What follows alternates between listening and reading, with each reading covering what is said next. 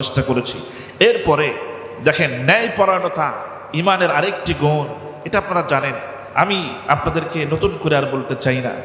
হযরত ওমরের জীবনী থেকে আপনারা অনেকে জানেন, এবং হযরতে ওমর রাদিয়াল্লাহু তাআলার একটা ছোট্ট, আমি ভাঙা ভাঙা কথাই বলছি, সেটা হলো তিনি যখন ঈদের সময় আসলো, ঈদের বাজার করার জন্য যখন সময় চলে এলো, তার স্ত্রী বললেন, আমরা তো বাজার করার জন্য যে অর্থ জমা করা দরকার এটা তো করতে পারি নাই, মেহেরবানি করে দেখেন না, আমরা তো বড়, বাচ্চারা যেগুলো বড় আছে তাদের দরকার নাই, ছোট বাচ্চারা তাদের জামা কাপড় দরকার, মেহেরবানি করে একটু যদি ব্যবস্থা করতেন। হযরত ওমর বলছেন, দেখো আমি যে বেতন পাই সংসার চালাতেই কষ্ট হয়, অতিরিক্ত টাকা তো আমার কাছে নাই, আমি বলতে পারতেছি না। এই কথা বলে তিনি বের হয়ে গেলেন, আর চিন্তা করতেছেন ছোট বাচ্চাদের আবদার তো রাখা দরকার, কারণ ঈদের নতুন জামা তাদের প্রয়োজন। এবার হযরত ওমর আবু উবাইদা রাদিয়াল্লাহু তাআলাকে চিঠি লিখলেন, বাইতুল মালের তিনি দায়িত্বে ছিলেন। চিঠি লিখলেন যে আমাকে 1 মাসের অগ্রিম বেতন দাও। হযরত আবু উবাইদা চিঠি পেয়ে পাল্টা চিঠি লিখলেন যে আমিরুল মুমিনিন, অবশ্যই আপনি যেটা বলেছেন এটা আপনার অধিকার আছে এগুলো বলার, আবদার করা, কিন্তু 2টা প্রশ্নের জবাব আগে দিবেন, যে আপনি 1 মাস যে জীবিত থাকবেন এর কোনো গ্যারান্টি আপনার কাছে আছে কিনা, আর এই 1 মাস এই জনপদের খেলাফতের যে দায়িত্বে আছেন এই জনপদের লোকেরা 1 মাস যে আপনাকে খলিফা হিসেবে রাখবে এর কোনো গ্যারান্টি আছে কিনা, এইটা যদি আপনি জবাব দিতে পারেন তাহলে আমি অগ্রিম 1 মাসের বেতন আপনাকে দিতে পারি।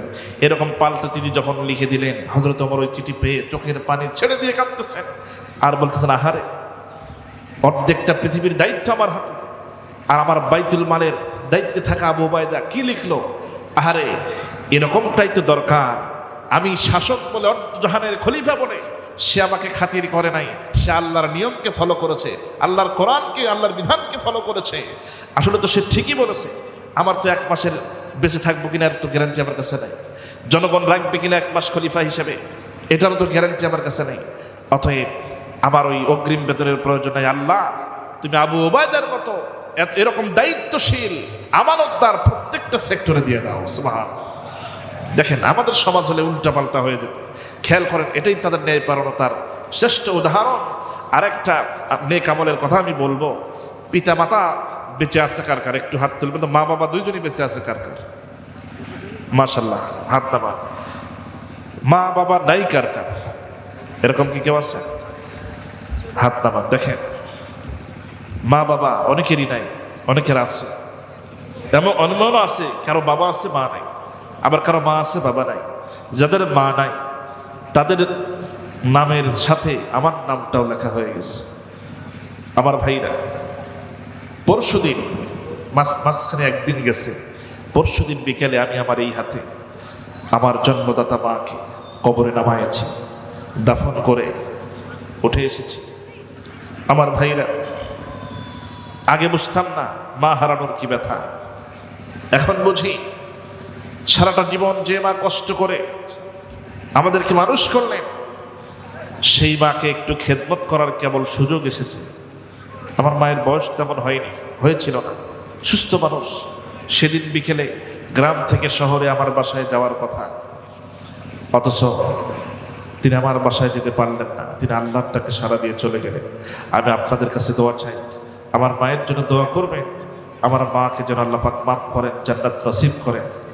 এবং যাদের বাবা মা জীবন বিলাতে আলী হামজার মতো মুসলমানের প্রতিটি ঘরে জেগে আছে তিতুমির, প্রয়োজনে ফের পাশের কেল্লা গড়বে নবীন বীর।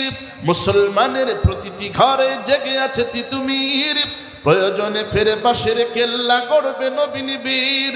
ভুলে যাব দলকে কোন মতির একজনই রাহবার, একটাই সেই স্লোগান হবে আল্লাহু আকবার, নারায়ে তাকবীর, আল্লাহু আকবার, নারায়ে তাকবীর, আল্লাহু আকবার, নারায়ে তাকবীর, আল্লাহু আকবার, নারায়ে তাকবীর, আল্লাহু আকবার, লিল্লাহ তাকবীর, নারায়ে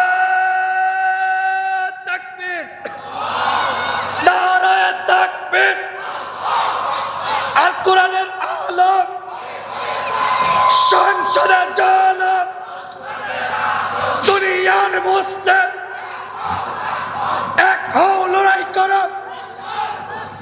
আমরা আমরা সবাই নবীর সেনা, ভয় করি না বুলেট বোমা। নারে তাকবীর। আল্লাহ আমাদের সকলকে কবুল করুন বলছে আমি আলোচনা শেষের দিকে আসছি। আফসান ও আমালা এটা বুঝাতে কি আমি বললাম ইমান বিল্লাহ ওয়াল জিহাদ ফি সাবিলিল্লাহ, এই দুটার সামান্য কিছু কথা আমি বলার